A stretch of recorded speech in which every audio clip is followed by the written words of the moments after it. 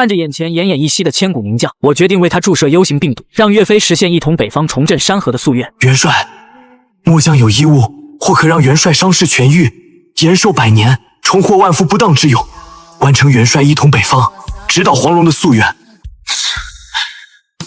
只是此物凶险，若是失败，整个南宋恐怕都要为之陪葬。这个东西是系统给我的，危险性太大，原本是不准备给岳飞用的，因为一旦失败，将会牵扯整个天下都为岳飞陪葬。但现在也别无选择了，眼睁睁看着这位精忠报国的英雄死去，我多少有些做不到。岳飞猛地从牢房床榻上坐了起来，此话当真？他看着那只奇怪的东西，又看着我那张因为激动而涨红的脸。他虽然不明白这到底是什么，但他能感受到这个年轻人话语中那股不顾一切的疯狂和真诚。北伐直捣黄龙这几个字像是一团火，在他早已冰冷的心里重新燃烧起来。他已经什么都没有了，功名兵权甚至清白全都被夺走了，唯一剩下的就只有那个未尽的执念。只要能让他重回战场，哪怕只有一天，他愿意付出任何代价。岳飞用尽全身力气，从喉咙里挤出一个沙哑的字。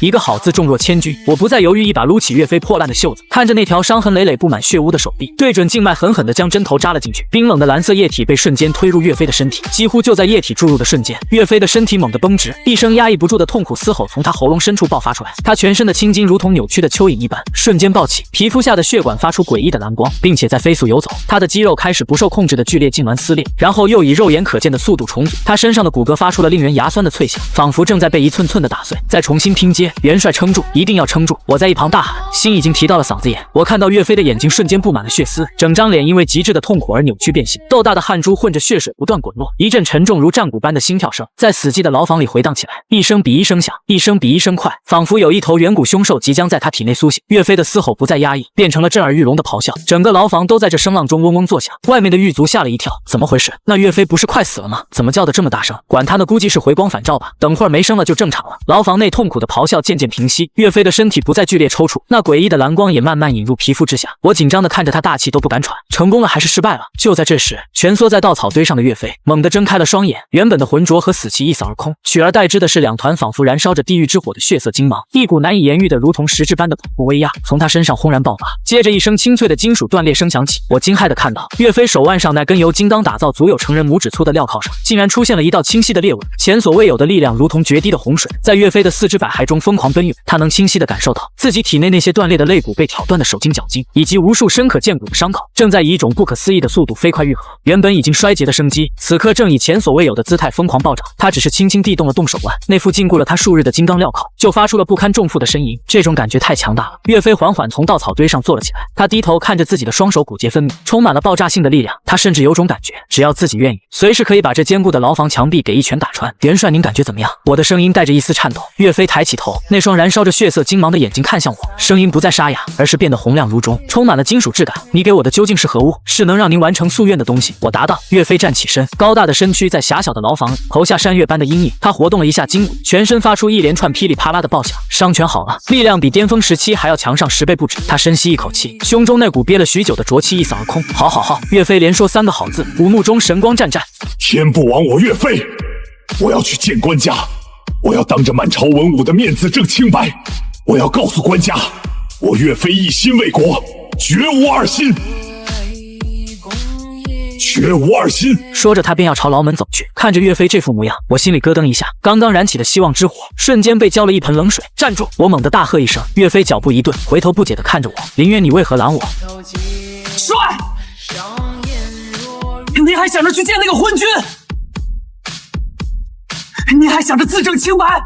我气不打一处来，声音都变了调。您是不是觉得，只要您跪在他面前，剖开自己的心，他就会相信您是忠诚的？岳飞眉头紧锁，君要臣死，臣不得不死，但那是臣有罪的情况下，我无罪。官家只是一时被奸臣蒙蔽，待我向他陈明利害，他会明白的。明白？他明白个屁！我直接爆了粗口，我实在是忍不住了。元帅，您醒醒吧！您以为您是怎么进的这大理寺死楼？是秦桧一个人能办到的吗？没有他赵构的点头，谁敢动你这个手握重兵的大元帅？你大胆！岳飞脸色一变，厉声喝道：“我豁出去了！”指着岳飞的鼻子，几乎是吼出来的。我不仅要叫，我还要告诉你，杀了你的从来就不是秦桧，而是你心心念念要效忠的那个官家赵构。你以为他为什么杀你？因为你功高震主，因为你手里有兵，因为你3番5次要迎回二省。因为你的存在，让他这个皇帝当得不安心。你还想着去跟他解释？你信不信？你前脚走出这个牢门，后脚就是禁军的乱箭齐发。你再厉害，能挡得住千军万马吗？我的话如同一记重锤，狠狠砸在岳飞的心上。岳飞的身体晃了晃，脸色变得有些苍白。他想反驳，却发现我说的每一句话都像是一根根针，扎在他心里最不愿意去想的那个地方。不会的，他会。我毫不留情地打断了他。我再告诉你一件事，就在你死后不久，你的长子岳云，你的爱将张宪，同样会以莫须有的罪名被斩于市曹。你岳家满门流放3000里。你说什么？岳飞如遭雷击，一把抓住我的肩膀，那恐怖的力量让我感觉自己的骨头都要碎。云儿他张宪他这不可能，这怎么不可能？我忍着剧痛，眼睛死死地盯着岳飞。你死了，你手下的兵权谁来接管？你最信任的儿子何不讲？就是赵构眼里的钉子必须拔掉。他要的是一条听话的狗，不是一头会咬人的猛虎。岳飞的手在颤抖，他松开了我，踉跄着后退了2步，靠在冰冷的墙壁上。云儿张宪他喃喃自语，眼神中充满了痛苦和迷茫。我知道必须下最猛的药。我走到岳飞面前，压低了声音，用一种近乎残忍的语气说道：元帅，这还不是结局。你死后宋金议和，南宋向金称臣纳贡，割让大片土地，你和你的岳家军抛头颅洒热血打下来的江山被赵构拱手送人。然后呢？苟延残喘100多年后，北方的蒙古人崛起，一路南下势不可挡，最后的宋帝被逼得走投无路，在崖山背着小皇帝跳海自尽，身后是10万不愿受辱的军民跟着一起跳了下去。我的每一句话都像是一把刀，将岳飞心中那座名为中军的牌坊一刀一刀的劈得粉碎。靖康之耻，岳云被斩，崖山跳海，神州路沉，一幕幕血淋淋的未来景象在岳飞的脑海中疯狂闪现。他看到了儿子岳云临行前那不甘的眼神，他看到了爱将张宪人头落地时的场景，他看到了崖山那片被鲜血染红的海水，看到了无数百姓绝望的面孔。他一生征战为的是什么？不就是为了洗刷靖康之耻，让百姓免受一族欺凌吗？可到头来他拼死守护的却是一个亲手将这份守护撕得粉碎的刽子手。噗，一口鲜血猛地从岳飞口中喷出，这不是伤势复发，而是信念崩塌之后的心血。他靠着墙壁缓缓滑倒在地，那双燃烧着血色火焰的眸子此刻留下了2行滚烫的血泪。我错了。岳飞的声音嘶哑，充满了无尽的悔恨和痛苦。直到今天他才被我点醒。牢房里一片死寂，只剩下岳飞粗重的呼吸声。我没有再说话，我知道必须要给岳飞时间，让他自己想明白。过了许久，岳飞缓缓抬起头，脸上的血泪已经被蒸干，那双眼睛里的痛苦和迷茫消失了，取而代的是一种前所未有的冰冷刺骨的决绝和霸道。他看着我一字一顿，声音不大，却仿佛能撼动整个临安城。林渊，你说的对。就在岳飞话音落下的瞬间，牢房外传来一阵杂乱的脚步声和铁甲摩擦声，沉重的牢门被打开，一股新鲜但同样阴冷的气流涌了进来。大理寺卿莫奇谢在一队狱卒和禁军的簇拥下走了进来，他手里端着一个托盘，上面放着一壶酒、一个酒杯，还有一条白绫。莫奇谢的脸上挂着猫捉老鼠般的得意笑容，他看了一眼牢房里的环境，捏着鼻子一脸嫌恶。岳飞，别怪本官心狠，要怪就怪你自己不识时务，挡了秦相公和官家的路。他将托盘放在地上，居高临下的看着岳飞，眼神里满是轻蔑。官家仁慈，给你留个全尸，你是自己选还是本官帮你？他压根没注意到，此刻的岳飞已经站了起来，也完全没注意到岳飞身上那惊人的变化。在他眼里，岳飞还是那个任人宰割的阶下囚。跟在莫奇谢身后的狱卒更是嚣张的用刀鞘指着岳飞：岳大帅别磨蹭了，早死早超生，哥几个还等着拿赏钱喝酒呢。我站在岳飞身后，看着这群跳梁小丑，心中一阵冷笑，死到临头了还不知道。岳飞没有说话，他只是静静地看着莫奇谢，那眼神就像是在看一个死人。莫奇谢被他看得有些发毛，但随即恼羞成怒，怎么还想反抗不成？来人，给我按住他灌下去。2个狱卒狞笑着上前，伸手就要去抓岳飞的胳膊。就在他们的手即将触碰到岳飞的瞬间，岳飞动了，他只是简单的抬起了双手，然后猛地向两侧一震，一声刺耳欲聋的金属爆鸣声响彻整个死牢。那2根由朝廷顶级工匠用金刚锻造寻常刀剑都砍不断的料刀，竟然像是2根脆弱的麻绳一样，被他硬生生的从中断开。断裂的铁链像鞭子一样甩了出去，啪的一声抽在旁边的墙壁上，碎石飞溅，整个牢房瞬间陷入了一片死寂。所有人都傻了。那2个正要上前的狱卒身体僵在原地，脸上的狞笑变成了极致的惊恐。莫奇谢脸上的得意笑容也凝固了，他眼珠子瞪得滚圆，嘴巴张得能塞下一个鸡蛋，仿佛看到了这辈子最不可思议的事情。这他指着岳飞，手指抖得像是在抽筋。岳飞看都没看地上的酒和白绫，他缓缓抬起脚，一脚踩在那个酒壶上，坚硬的瓷壶连同里面的毒酒被他一脚踩得粉碎，汁液四溅。聒噪！岳飞从喉咙里吐出2个字，接着他的身影快如鬼魅，一步就跨到了莫奇谢面前。莫奇谢甚至来不及反应，只觉得眼前一花，一只铁钳般的大手就扼住了他的喉咙，将他整个人硬生生提到了半空中。莫奇谢双脚离地，拼命的挣扎，双手胡乱的抓挠着岳飞的手臂，但岳飞的手臂坚硬如铁，纹丝不动，窒息感瞬间涌遍全身，他的脸涨成了猪肝色。怪物！他从牙缝里挤出2个字，眼中充满了无尽的恐惧。岳飞，你敢！快放了大人！周围的禁军和狱卒终于反应过来，纷纷拔出腰间的佩刀，色厉内荏的大叫着。岳飞根本不理会这些杂鱼的叫嚣，他看着在自己手中垂死挣扎的莫奇谢，眼神冰冷，他甚至懒得跟这种小人多说一句话。咔嚓一声清脆的骨裂声响起，岳飞五指发力，直接捏碎了莫奇谢的喉骨。莫奇谢的挣扎瞬间停止，脑袋一歪，彻底没了声息。岳飞随手一甩，像扔垃圾一样将莫奇谢的尸体扔到一边，砰的一声砸在地上。做完这一切，他才缓缓转过头，那双燃烧着血焰的眸子子，扫向那群已经吓傻了的禁军和狱卒。啊！杀人了，快跑！这群刚才还嚣张无比的兵军，此刻彻底崩溃了。他们扔掉手里的刀，哭爹喊娘的转身就往牢房外跑。岳飞没有去追，他只是冷冷的看着牢门的方向。他知道真正的战斗现在才开始。元帅，我们该走了。我走到他身边，神情镇定。岳飞点了点头，他迈开脚步向着牢门走去，每一步都像是踩在所有人的心跳上，沉重而有力。刚走出牢门，迎面就冲来一队闻讯赶来的禁军，大约有20-30人，将整个通道堵得水泄不通。为首的校尉看到地上的尸体和逃窜的狱卒，脸色大变，但还是硬着头皮拔刀喝道：“岳飞，你竟敢杀害朝廷命官，拒不造反，给我拿下！拿下！”岳飞嘴角勾起一抹冰冷的弧度，他根本没有去拿任何兵器，只是深吸一口气，然后对着前方的人群一拳轰出。这一拳他甚至没有碰到任何人，但是一股无形的肉眼可见的白色气浪从他的拳头上猛然爆发，轰一声巨响，挡在前方的10几个禁军就像是被一头发狂的巨象迎面撞上，惨叫着倒飞了出去，将后面的人也撞倒一大片。整个通道瞬间被清空，那些士兵一个个口吐鲜血，骨断筋折，躺在地上哀嚎，再也爬不起来。剩下的人看着这如同神魔般的一幕，吓得魂飞魄散，连滚带爬的向后退去。岳飞看都没看他们一眼，带着我踏着一地呻吟的残兵败将，一步步向着大理寺外走去。阳光从大狱的出口照射进来，有些刺眼。岳飞站在光明与黑暗的交界处，仿佛一尊从地狱中走出的战神。就在这时，我的脑海里响起了系统清脆的提示音：丁成功改变历史节点，岳飞之死，奖励发放穿云箭1支。物品说明：此箭射出声传百里，夜如流星。凡岳家军旧部见此箭者，便知元帅有诏。任务发布，召集旧部重整岳家军。我看着岳飞那沐浴在阳光下的背影，心中豪情万丈。猛虎已经出笼，接下来整个临安都将为这头猛虎的怒火而颤抖。大理寺外已经乱成了一锅粥，岳飞越狱，并且当场格杀大理寺卿莫奇谢的消息，像一阵狂风瞬间席卷了整个衙门。警钟被疯狂敲响，一队队士兵从各处涌来，试图将岳飞和我包围。放箭，给我放箭！一个指挥使躲在盾牌后面，惊恐地大叫着：嗖嗖嗖！密集的箭雨如同乌云般朝着两人覆盖而来。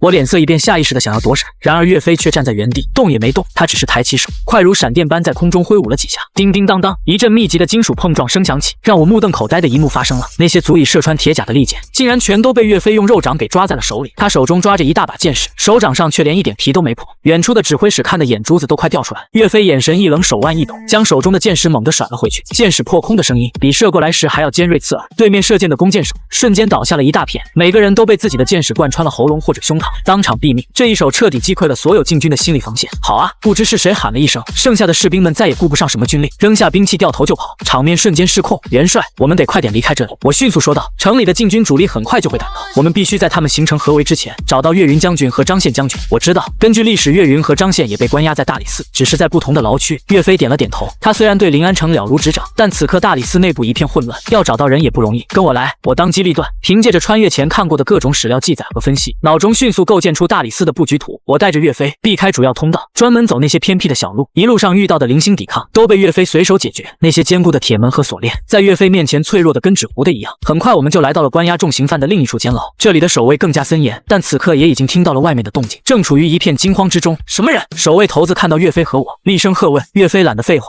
身影一闪，直接冲了过去。砰砰两声闷响，两个守卫就飞了出去，砸在墙上，晕死过去。云儿张宪，岳飞对着监牢深处大喊：爹！是元帅的声音。监牢的最深处传来了两声又惊又喜的回应。岳飞3步并作2步冲到牢门前，看着里面同样被镣铐锁住但精神尚可的儿子和爱将，虎目一热。我来救你们了！他伸出双手抓住碗口粗的铁栏杆，手臂肌肉猛然鼓起，伴随着一声低吼，那金刚铸造的牢门竟然被他硬生生从石墙里给拽了出来。轰隆一声，整个牢门被他扔到了一边。牢里的岳云和张宪已经彻底看傻了，他们揉了揉眼睛，几乎不敢相信眼前发生的一切。这还是他们那个被打得奄奄一息的父亲元帅吗？这简直是天神下凡！爹您！岳云看着毫发无伤，甚至比以前更显神威的岳飞，激动得说不出话来。元帅您的伤！张宪也是一脸的震撼。此事说来话长，先离开这里。岳飞沉声说道，然后又是一人一下扯断了他们身上的镣铐。我这时也跟了上来，他从怀里掏出2颗系统刚刚奖励的疗伤丹药。岳云将军、张宪将军，快把这个吃了，能迅速恢复你们的体力和伤势。岳云和张宪看着这个陌生的年轻人，又看了看岳飞，岳飞对他们点了点头。这位是我的军师，按他说的做。两人不再犹豫，接过丹药一口吞下，几乎是瞬间，一股暖流就传遍了全身。连日来在牢里受的折磨和伤痛，竟然在飞速消退，原本虚弱的身体重新充满了力量。两人对视一眼，都从对方眼中看到了震惊。这位神秘的军师到底是什么来头？走！一行4人不再停留，迅速向外突围。有了岳云和张宪的加入，虽然他们的实力远不如变异后的岳飞，但毕竟也是万夫不当的猛将，对付普通士兵绰绰有余。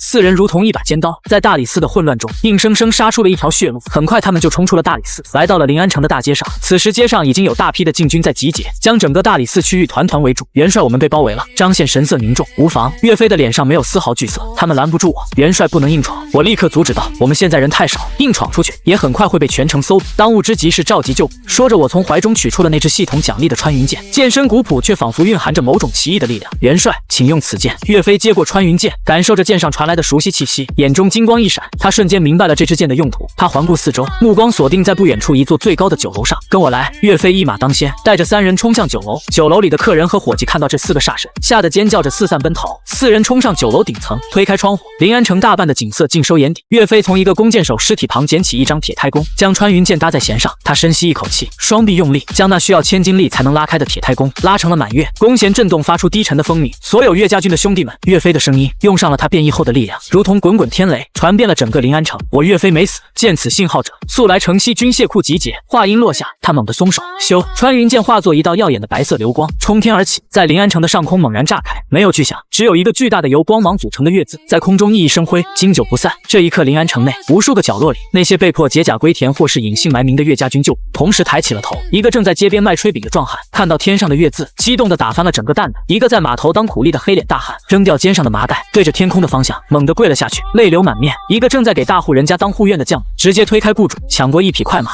疯了一样向城西冲去。是元帅的信号，元帅没死，元帅在召唤我们。沉寂了许久的临安城，在这一刻仿佛被点燃了无数个火药桶，一股压抑已久的暗流开始疯狂涌动。元帅信号已经发出，我们必须立刻赶往城西军械库。我看着天空中那个巨大的月字，心潮澎湃。不，岳飞却摇了摇头，他的目光投向了远处那片金碧辉煌的宫殿。我们不去城西。岳飞的声音冰冷而坚定。我们去皇城。什么？我岳云和张宪都愣住了。爹，旧部们都去城西集结，我们去皇城做什么？岳云不解地问。岳飞缓缓转过身，看着他们3人，一字一句地说道：去拿回本该属于我们的东西。他伸手指着城西的方向，我们的兄弟们正在赶往军械库，但军械库有重兵把守，他们赤手空拳，如何能敌？就算拿到了兵器，也会被城防军分割包围，逐个击破。他又指了指皇城的方向，临安城所有的精锐禁军此刻都在往大理寺河这里赶，皇城周围反而是最空虚的时候。我的脑子飞速转动，瞬间明白了岳飞的意图。声东击西，穿云箭是阳谋，是号令，他把所有人的注意力都吸引到了城西，而他们这支最精锐的小队，真正的目标却是敌人的心脏皇城。只要我们能控制住皇城，控制住赵构，整个临安的禁军就会群龙无首，不战自溃。我激动地补充道：没错。岳飞眼中闪过一丝赞许，擒贼先擒王。可是爹，我们只有4个人。岳云还是有些担忧。岳飞笑了，那笑容里充满了无与伦比的自信和霸气。4个人足够了，走！一声令下，岳飞一马当先，直接从9楼3楼的窗户一跃而下。轰！他高大的身躯重重地砸在街道上，坚硬的青石板地面瞬间皲裂开来，而他自己却稳如泰山，毫发无伤。岳云和张宪对视一眼，不再犹豫，跟着跳了下去。他们虽然没有岳飞那般变态的体质，但也是顶尖武将，这点高度对他们来说不算什么。我则是苦着脸，老老实实的从楼梯跑了下去。4人汇合，不再有任何隐藏，直接沿着主干道向着皇城的方向大步奔去。拦住他们，他们要去皇城！街上的禁军指挥官终于反应过来，嘶吼着下令，一队队的士兵如同潮水般从4面8方涌来，试图用血肉之躯阻挡这4个人的脚步。挡我者死！岳飞一声怒吼，声如奔雷，他赤手空拳直接冲进了人群之中。那场面已经不能称之为战斗，而是一场单方面的屠杀。一个禁军士兵鼓起勇气，举刀向岳飞的头顶劈来。岳飞看也不看，反手一巴掌扇了过去。那个士兵的脑袋像是西瓜一样被直接抽爆。另一边5、6个长枪兵组成一个小阵，呐喊着向岳飞刺来。岳飞不闪不避，任由那几根长枪刺在自己胸口。当当当，几声脆响，那几根金刚枪头竟然全部弯曲变形，连他的皮肤都没能刺破。几个长枪兵吓得魂都飞了。岳飞抓住其中一根长枪，猛地一拽，那个士兵连人带枪被他拽了过去。他顺势一脚将那士兵的胸膛踹得塌陷下去，然后挥舞着抢来的长枪向前一扫，沉重的长枪在他手中轻若无物，带着撕裂空气的利鞘横扫而出，挡在前面的10几个士兵瞬间被拦腰扫断，上半身和下半身分离，鲜血和内脏洒满了整条长街。岳云和张宪也各自夺了兵器，护在我2侧紧随其后。他们虽然做不到岳飞那般摧枯拉朽，但每一刀每一枪都必然会带走一个敌人的性命。我跟在中间，心脏狂跳，有他在千军万马，一如无物。从9楼到皇城不过几里路，但这几里路却被鲜血彻底染红。4个人在数千禁军的围追堵截下，硬生生杀出了一条通往皇城的血路。他们身后留下的是遍地的尸体和残肢断臂，以及无数禁军士兵崩溃的哀嚎。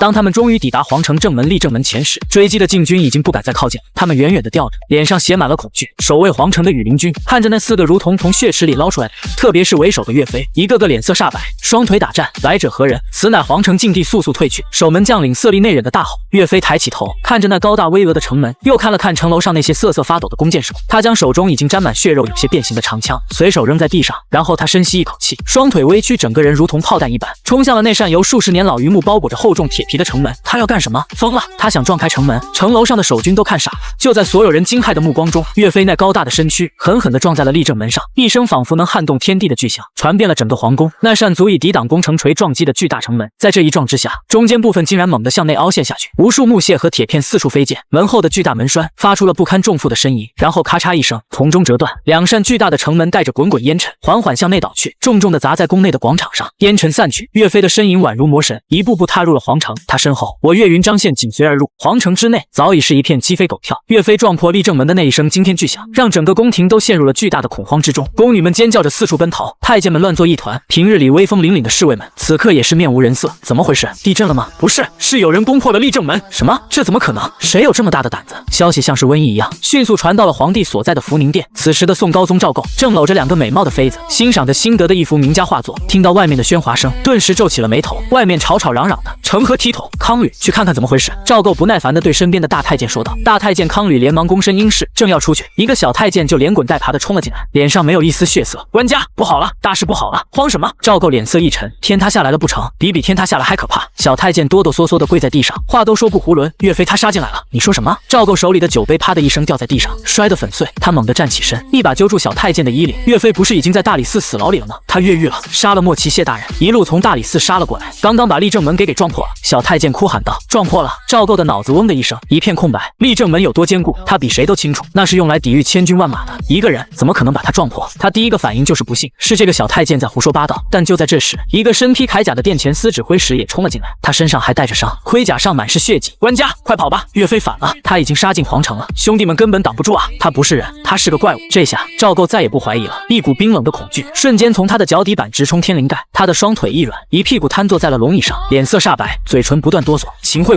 快传秦桧！他像是抓住了最后一根救命稻草，嘶声喊道。很快，丞相秦桧也被几个侍卫半扶半架地带了过来，他显然也听说了外面的消息，平日里那副运筹帷幄的从容早已不见，脸上只剩下惊慌和难以置信。官家，秦桧一见到赵构就扑了上来。秦相公，这到底是怎么回事？岳飞他怎么赵构的声音都在发抖？臣也不知道啊。秦桧也是一头雾水，大理寺那边明明说他已经奄奄一息，怎么会突然变得如此厉害？现在说这些有什么用？赵构气急败坏地吼道：快想办法调兵，把城外的大营兵马调进来，护驾，快护驾！来不及了，官家！秦桧绝望地摇了摇头，他从大理寺杀到这里用了不到半个时辰，城外大军就算接到命令赶过来也需要时间，现在我们只能靠皇城里的禁军了。话音刚落，殿外就传来了一阵阵更加凄厉的惨叫声和兵器碰撞声，那声音正在飞速地向着福宁殿靠近，这说明皇城里的禁军正在被以一个恐怖的速度击溃。完了，全完了！赵构瘫在龙椅上，面如死灰，他脑子里只有一个念头：岳飞是来杀他的，他要为自己下令杀他而复仇，不正是天子？他不敢杀朕！赵构像是自我催眠一样喃喃自语。秦桧看着赵构这副失魂落魄的样子，心里也是一片冰凉。他知道这次是真的踢到铁板了，他们算计了一辈子，怎么也算不到一个必死之人会以这样一种超乎常理的方式回来复仇。轰！福宁殿那两扇由金丝楠木打造雕龙画凤的厚重殿门被人从外面一脚踹开，木屑纷飞中，四个身影出现在了门口，为首一人，身材魁梧如山，浑身浴血，煞气冲天。他手中没有兵器，但那双燃烧着血焰的眼睛却比任何神兵利器都要可怕，正是岳飞。他身后，岳云和张宪同样浑身是血，手持滴血的兵刃，如两尊门神，杀气腾腾。还有一个穿着奇怪的青年，虽然没有动手，但眼神却异常平静，平静的让人心慌。大殿之内瞬间陷入了一片死寂，所有的太监、宫女、侍卫都像是被施了定身法一样，僵在原地，连呼吸都忘了。赵构看着那个本该死在牢里的男人，此刻却如同魔神般站在自己面前，一股骚臭的液体瞬间从他的龙袍下摆渗出，他竟被活吓尿了。秦桧更是双腿一软，扑通一声跪倒在地，身体抖得像筛糠一样。岳飞没有说话，他只是迈开脚步，一步一步向着龙椅的方向走去。他每走一步，大殿里众人的心就跟着狠狠一抽，那沉重的脚步声仿佛是催命的鼓点，敲在每个人的灵魂深处。岳爱卿赵构的声音抖得不成样子，他挤出一个比哭还难看的笑容：你受委屈了，是秦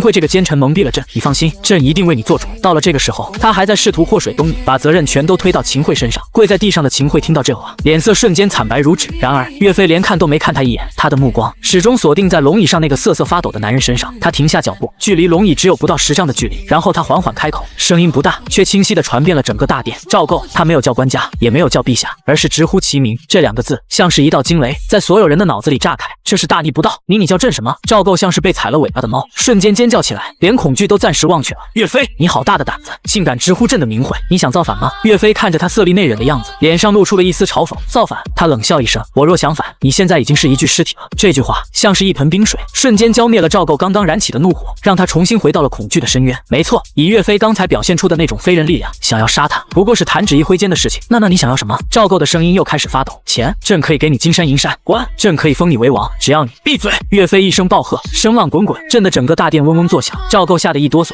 后面的话全都咽了回去。岳飞不再理会他，而是缓缓转过头，将目光投向了跪在地上的秦桧。秦桧感受到那道冰冷的目光，浑身一颤，头埋得更低了，几乎要贴到地面上。秦相公，岳飞的声音很平淡，听不出喜怒。罪臣在，罪臣在！秦桧连滚带爬的磕头。岳元帅，不，岳爷爷，是小人有眼不识泰山，是小人鬼迷了心窍。您大人有大量，饶了小人一条狗命吧。小人愿意做牛做马，报答您的大恩大德。他一把鼻涕一把泪，丑态百出，哪里还有半点平日里权倾朝野的威风？岳飞静静地看着他表演，直到他哭喊的声音都沙哑了，才缓缓开口：我且问你，莫须有三字，可是你说的？秦桧的哭声戛然而止，身体僵住了。岳飞又问：我儿岳云，我将张宪，可是你构陷的？秦桧的身体开始剧烈的颤抖，岳飞的声音陡然转冷，如同九幽寒风。那12道金牌逼我班师回朝，可是你怂恿的。秦桧再也撑不住了，他瘫软在地，面如死灰，抬起头来。岳飞命令道。秦桧不敢不从，他颤抖着抬起头，正好对上岳飞那双燃烧着血焰的眼睛。在那双眼睛里，他看到了尸山血海，看到了无尽的杀意。我岳飞一生为国为民，自问无愧于天地。我岳家军数万将士抛头颅洒热血，收复大好河山，却断送在你这等奸佞小人之手。岳飞一步步走向秦桧，每一步都像是踩在他的心脏上。你可知因为你多少忠臣良将含恨而终？你可知因为你多少黎民百姓重现水火？你可知因为你我华夏脊梁被你亲手打断？岳飞已经走到了秦桧的面前，他弯下腰，一把扼住秦桧的脖子，将他从地上提了起来。饶命！秦桧双脚乱蹬，脸色迅速变成了青紫色。岳爱卿，住手！两国交战，不斩来使啊！不，朝堂之上不可擅杀大臣啊！龙椅上的赵构看到这一幕，终于鼓起勇气尖叫起来。他不是想救秦桧，他是怕岳飞杀了秦桧之后，下一个就轮到自己。然而岳飞根本不理会他的叫喊，他看着在自己手中垂死挣扎的秦桧，眼神冰冷到了极点。下地狱去，跟那些被你害死的冤魂好好忏悔吧！话音落下，他五指猛然发力，咔嚓一声清脆的骨裂声在大殿里清晰可闻。秦桧的脑袋以一个诡异的角度歪向一边，身体抽搐了2下，便彻底没了动静。权倾朝野，陷害忠良的一代奸相，就这么被岳飞当着满朝文武，虽然现在只有皇帝和几个太监的面，像捏死一只鸡一样活活捏死了。岳飞松开手，任由秦桧的尸体像一滩烂泥一样滑落在地，然后他做出了一个让所有人肝胆俱裂的动作，他抓着秦桧的头发，将他的脑袋提了起来，然后手臂一挥，嗖，秦桧那颗死不瞑目的头颅在空中划过一道抛物线，咚的一声，精准的落在了赵构的脚边，滚了2圈，正好脸朝上，一双惊恐的眼睛死死的盯着龙椅上的赵构。赵构发出一声不似人声的凄厉惨叫，他连滚带爬的从龙椅上摔了下来，拼命的向后缩，想要离那颗人头远一点。整个大殿死一般的寂静。岳飞缓缓转过身，他手里提着一杆从殿前侍卫那里夺来的长枪，枪尖上还沾着血。他一步步走上台阶，来到龙椅前，将那染血的长枪猛地插在了龙椅的扶手上，枪身兀自颤动，发出嗡嗡的声响。然后他居高临下的看着瘫倒在地的赵构，用一种不容置疑的语气缓缓说道：官家，臣想借这大宋江山一用，北伐中原，借江山。赵构瘫在地上，仰头看着眼前如同神魔般的岳飞，脑子里一片混乱，他完全无法理解这句话的意思。江山是能借的吗？你到底想做什么？赵构颤声问道。清君侧。岳飞吐出3个字。我适时的从后面走了上来，我手里拿着一卷刚刚从一个太监身上搜出来的空白圣旨和一支笔，我走到瘫软的秦桧尸体旁，用秦桧的血在圣旨上开始书写。我的字迹并不好看，但内容却让赵构看得心惊肉跳。奉天承运，皇帝诏曰：丞相秦桧结党营私，通敌卖国，陷害忠良，罪大恶极，以伏诛。其党羽莫其谢王赐翁范同等人，皆为国贼。这岳飞即刻捉拿归案，明正典刑，以安天下。我每写一个名字，赵构的心就凉一分。这些名字全都是秦桧一党的核心成员，也是他赵构用来制衡朝堂的心腹。如果这些人都被清掉了，那他这个皇帝就真的成了孤家寡人了。不行！赵构尖叫起来，他们都是朝廷重臣，没有真凭实据，不能。证据！我停下笔，冷笑着看向他。岳元帅的莫须有算不算证据？那些被你们逼死的忠臣算不算证据？还是说需要我把秦桧和金国使者来往的密信都给你找出来？赵构瞬间哑火了，他知道秦桧通敌的事情根本经不起查，一旦岳飞真的铁了心要查，能查出的东西足以让整个朝堂翻个底朝天。我写完之后，将圣旨扔到赵构面前，盖上你的玉玺，朕的玉玺。赵构支支吾吾，官家别逼我们自己动手拿。岳云在一旁冷冷的开口，手中的长刀在地上划出一道火星。赵构吓得一哆嗦，再也不敢反抗。他颤抖着从怀里摸出代表着皇权至高无上权威的传国玉玺，在那份用奸臣鲜血写成的圣旨上重重的盖了下去。很好，我收起圣旨，对岳飞点了点点头，岳飞将插在龙椅上的长枪拔了出来，枪尖直指赵构。从今天起，你就在这福宁殿里好好的当你的官家，没有我的命令，不许踏出宫门半步，否则……岳飞没有说下去，但那冰冷的杀意已经让赵构通体冰寒。这是软禁，他堂堂大宋天子，竟然被自己的臣子软禁在了皇宫里，奇耻大辱。但赵构不敢有任何反抗，他只能像小鸡啄米一样疯狂点头。臣遵旨。他屈辱地说道。走。岳飞不再看他一眼，转身大步流星地向殿外走去。我和岳云、张宪紧随其后。当我们走出福宁殿时，外面的战斗已经基本平息，皇城内的禁军要么被杀，要么投降，要么就已经逃之夭夭。岳家军的旧部已经有数百人杀到了皇城，正在清理残敌，为首的正是岳家军的副将牛皋。元帅！牛皋看到岳飞这个天不怕地不怕的黑脸汉子，眼圈瞬间就红了。他扔掉手里的大斧，几步冲上来，扑通一声跪在岳飞面前。末将牛皋参见元帅。元帅，您真的没死，太好了！俺就知道您是天上的星宿下凡，阎王爷他不敢收你。他激动的语无伦次。起来吧，老牛！岳飞扶起他，看着这个生死兄弟，心中也是一阵感慨。元帅，兄弟们都来了，城西军械库已经被咱们拿下了，董先、徐庆他们正带着兄弟们往这边赶。牛皋兴奋地说道。岳飞点了点头，然后将那份盖着玉玺的圣旨交给了牛皋。传我将令，持此圣旨，即刻查封所有名单上奸党的府邸，捉拿其家人亲信，但有反抗者，格杀勿论。岳飞的声音充满了肃杀之气。是。牛皋接过圣旨，看到上面的内容和那鲜红的玉玺衣，眼睛一亮，瞬间明白了元帅的计划，这叫师出有名。另外，派人接管临安4门，全城戒严，在城内张贴安民告示，就说我岳飞奉诏清君侧，诛杀国贼，与百姓无干，任何人不得趁乱劫掠，违者斩。末将遵命。牛皋大声应道，随即带着一队人马，风风火火地去执行命令。一场席卷整个临安城的政治大清洗就此拉开序幕。夜幕降临，皇城内灯火通明，但气氛却压抑得可怕。岳飞选择了一处偏殿作为临时的指挥中心，他看着站在身边的我，神色复杂。林渊，今日若不是你，我恐怕早已铸成大错。元帅言重了。我说道，我只是说出了该说的话，真正做出决定的是您自己。岳飞沉默片刻，问道，接下来我们该怎么做？他虽然是绝世军神，但对于造反和之后如何治理却是一片空白，而这个神秘的年轻人似乎总能看到更远的地方。我知道属于自己的时刻到了。元帅，我们现在虽然控制了临安，架空了赵构，但根基未稳，当务之急有3件事：整编军队，将所有愿意跟随我们的岳家军旧部以及城内愿意归顺的禁军重新整编，恢复岳家军的番号，牢牢掌握住兵权。第二，稳定民心，严惩贪官污吏，开仓放粮，减免赋税，让临安城的百姓知道我们是来让他们过好日子的，不是来作乱的。第三，也是最重要的一点，我的表情变得严肃起来，准备战争。战争？岳云在一旁不解地问，我们不是已经控制了南宋朝廷吗？不，我摇了摇头，目光投向北方，我说的是和金国的战争。我看着岳飞，一字一句地说道，我们杀了秦桧，撕毁了议和条约，金国绝对不会善罢甘休。我敢断言，不出1个月，金兀术必然会率领清国之兵南下问罪，那将是一场决定我们生死存亡，也决定整个华夏未来命运的大决战。北国上京会宁府，金国的皇宫之内，气氛肃杀，完颜宗弼，也就是汉人所熟知的金兀术，正一脸阴沉地坐在大殿的虎皮椅上，他手中捏着一份从南朝传来的紧急军报，指节因为用力而捏得发白。大殿下方站满了金国的王公贵族和高级将领，所有人都低着头，不敢发出一点声音。谁能告诉本帅，这上面写的是不是真的？金兀术的声音不大，却充满了山雨欲来的压迫感。岳飞没死，他不但没死，还杀了秦桧，囚禁了赵构，控制了整个临安城。我们大金国册封的宋国皇帝，竟然被他的臣子给软禁了。他每说一句，殿内众人的头就埋得更低一分，这简直是滑天下之大稽。前几天他们还在庆祝除掉了心腹大患岳飞，准备安安稳稳地接收南朝的岁币和土地，结果一转眼，这个本该死掉的人不仅活了过来，还以一种他们完全无法理解的方式掀翻了整个南宋的牌桌，奇耻大辱！这是我大金国立国以来前所未有的奇耻大辱！金兀术猛地站起身，一脚踹翻了身前的案几，上面的金杯玉盏摔了一地。那个赵构就是个废物，秦桧也是个废物，连一个阶下囚都看不住。他怒吼着，像一头被激怒的雄狮。他忘不了自己曾经多少次在岳飞手下吃瘪。郾城之战，他的铁浮屠和拐子马神话被岳家军打得粉碎，他自己也差点被活捉。岳飞是他一生之敌，也是他内心深处最大的梦魇。好不容易用计除掉了这个心腹大患，他甚至为此高兴的连喝了3天酒。可现在这个梦魇又回来了，而且是以一种更加强势、更加霸道的姿态宣告了他的回归。四太子息怒，一个谋臣模样的文官站了出来，当务之急不是发怒，而是商议对策。对策？金兀术冷笑一声，还有什么对策可言？他岳飞杀了我们大金的朋友秦桧，撕毁了我们两国之间的绍兴和议，这就是在对我大金国公然宣战。传我军令！金兀术的眼中爆发出骇人的杀机，集结全国兵马，我要亲率50万大军南下。这一次，我不仅要踏平临安，我还要活捉岳飞，将他千刀万剐，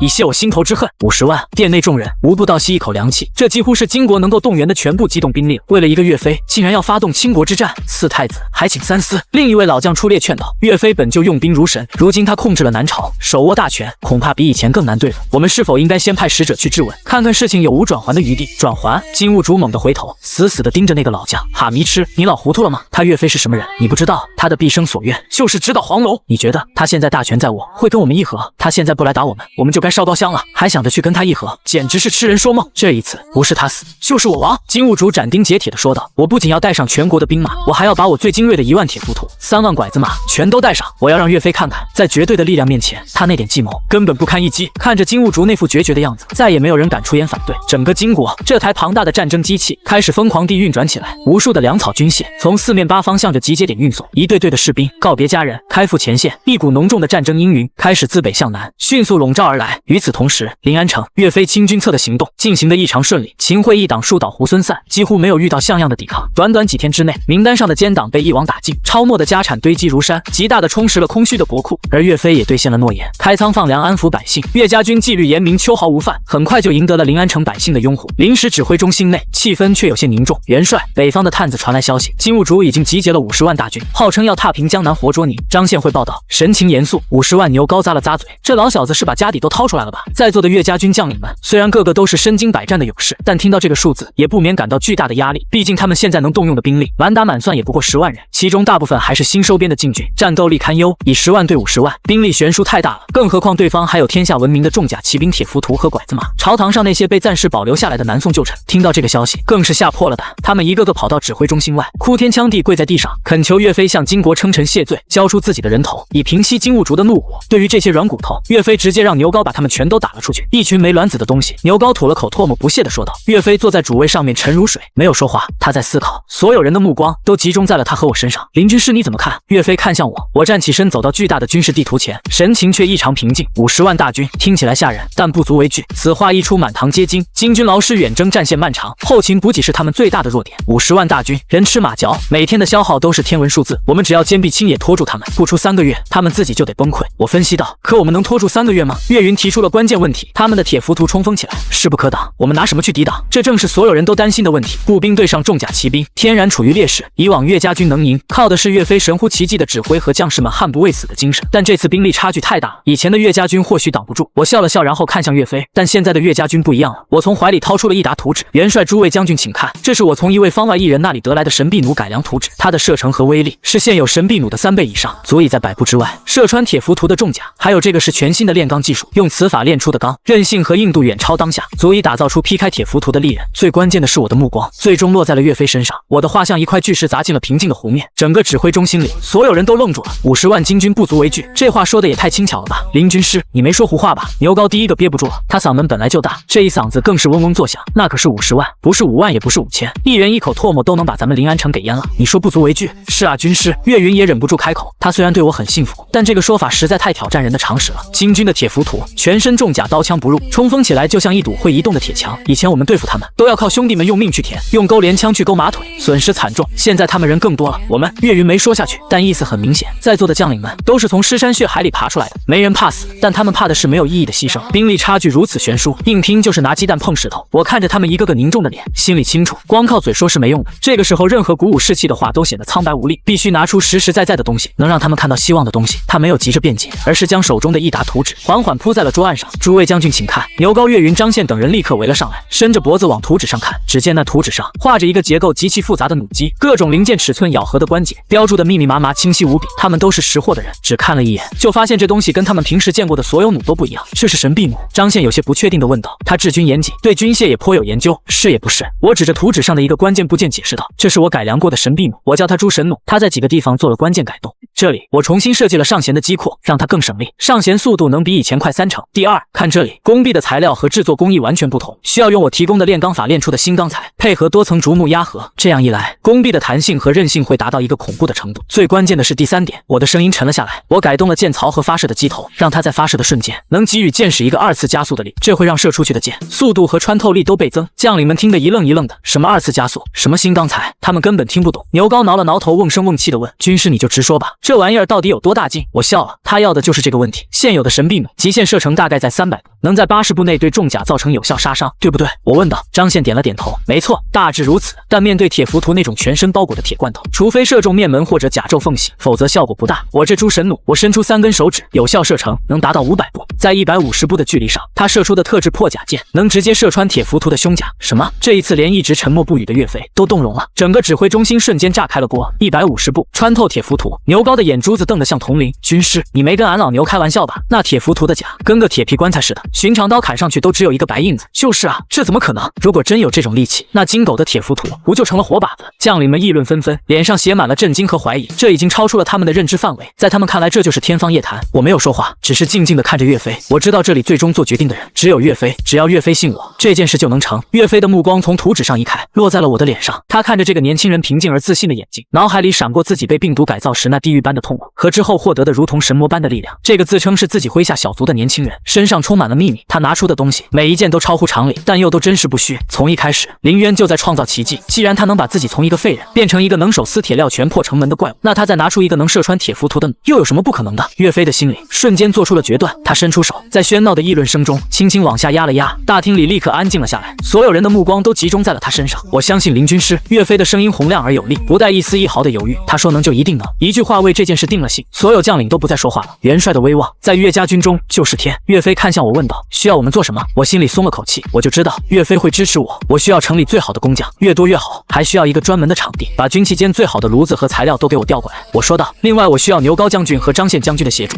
牛高指了指自己，俺是个粗人，只懂打仗，可不懂这些瓶瓶罐罐的。我需要牛高将军帮我管着那些工匠，他们都是老师傅，脾气可能有些古怪，寻常人镇不住，只有牛将军你才能让他们老老实实的听话干活。我笑着说道。牛高一听顿时乐了，拍着胸脯保证这个俺在行，谁敢不听话？看俺老牛的拳头答不答应。我又对张宪说道。张宪将军心思缜密，我希望您能负责所有材料的调配和成品的验收，这件事关系重大，绝对不能出任何差错。张宪立刻抱拳，末将遵命。好。岳飞站起身，环视众人，下达了命令。从现在起，打造诸神弩和新式兵甲是全军的头等大事，所需人手、钱粮、材料不受任何限制，一律优先供应。我给你们10天时间，10天之内我必须看到第一批成品。他又看向我，林军师，你全权负责此事，上至朝廷官员，下至工匠兵卒，皆听你调遣。若有阳奉阴违、怠慢拖延者，岳飞的眼中闪过一丝冰冷的杀气，可持我令箭，先斩后奏。临安城、南郊原先的军器间大营，这里已经被岳家军的亲兵里3层外3层的围了起来，变成了戒备森严的军事禁区。数百名从临安城乃至周边搜罗来的顶级工匠都被集中到了这里，一时间整个大营里炉火冲天，叮叮当当的敲打声日夜不休。我这几天几乎就没合过眼，我把铺盖直接搬到了工房里，整个人都泡在了这里。我心里很清楚，图纸是图纸，要把这超越时代的东西造出来，中间有无数的砍腰果，最大的难题就是炼钢。我提供的是一种类似于后世炒钢法和灌钢法结合的改良技术，原理很简单，就是通过控制炉温和不断搅拌，精确的去除生铁中多余的碳，再加入一些特定的矿物粉末作为催化剂，从而炼出高品质的钢材。可原理简单，操作起来却难如登天。军师不行啊，这炉温太难控制了，一不小心就过了，炼出来的钢要么太脆，要么太软。一个满脸黑灰的老铁匠愁眉苦脸的对我喊道。我看着炉子里那一坨炼废了的钢料，心里也是一阵烦躁。我忘了这个时代没有温度计，全靠工匠的经验，而我的新方法对温度的要求又极其苛刻。老张头，你再嚷嚷，信不信俺老牛把你扔炉子里去？牛高在一旁瞪着眼珠子吼道。他被派来当监工，虽然不懂技术，但嗓门大，气势足。牛将军，这不是俺不尽力，实在是太难了。老铁匠委屈地说道。我深吸一口气，让自己冷静下来。我知道冲着工匠发火是没用的，老师傅别急。我走到炉子前，感受着那股灼人的热浪。我们换个法子，不要一次性加那么多料，我们分批加。另外你注意看火的颜色，当火焰从橘红色变成金黄色，带着一点点刺眼的白光时，那个温度就差不多了。我管这叫金星线。我把自己脑子里那些现代冶金的知识，用最朴素最接地气的话描述出来，什么望火色听风声，想尽办法给这些老工匠建立一个新的标准。接下来的几天，我就跟这些工匠们一起吃住在工房，我亲自上手，跟着一起拉风箱，一起观察火候。我身上的那件奇怪的衣服早就被熏得漆黑，脸上也跟牛高一样成了个大花脸。一开始那些老工匠看我一个文弱书生指手画脚，心里都有些不服气，但看着我一个军师大人竟然不嫌脏不怕累，跟他们一起干活，还总能说出一些他们听不懂但感觉很有道理的话来。慢慢的，心里的那点抵触也就没了。特别是牛高这个黑脸大汉，看着我的样子，心里是真服气了。他以前觉得读书人都是些肩不能挑手不能提的软蛋，可我完全不一样。这小子脑子好使，还不怕吃苦，是条汉子。在经历了无数次失败，浪费了堆积如山的铁料之后，第5天的深夜，当一炉火烧到我所说的金星线时，那个老张头按照我的指示，小心翼翼地打开了出钢口，一股金黄色的无比纯净的钢水缓缓流淌出来。成了军师，成了！老张头激动的声音都变了调，整个工房瞬间爆发出震天的欢呼声。我看着那流淌的钢水，一屁股坐在地上，感觉全身的力气都被抽空了，太不容易了。刚才的问题解决了，接下来就是弩机的制作，有了精确的图纸和合格的材料，剩下的事情就顺利多了。张宪把控着每一个零件的尺寸，稍有差池立刻返工。牛高则挥舞着拳头，督促着所有人的进度。在岳飞给出的10天期限的最后一天，第一架诸神弩和用新钢材打造的第一把岳家刀终于被送到了演武场上。岳飞、岳云以及所有核心将领全部到场，所有人的目光都集中在那架看起来比普通神臂弩更加狰狞、更加巨大的诸神弩上。军师，这玩意儿真有你说的那么神？牛高还是有点不信。他走上前，想像以前一样拉开弓弦，结果使出了吃奶的劲，那弓弦也只是微微微动了一下。嘿，这家伙劲儿真大！牛皋涨红了脸。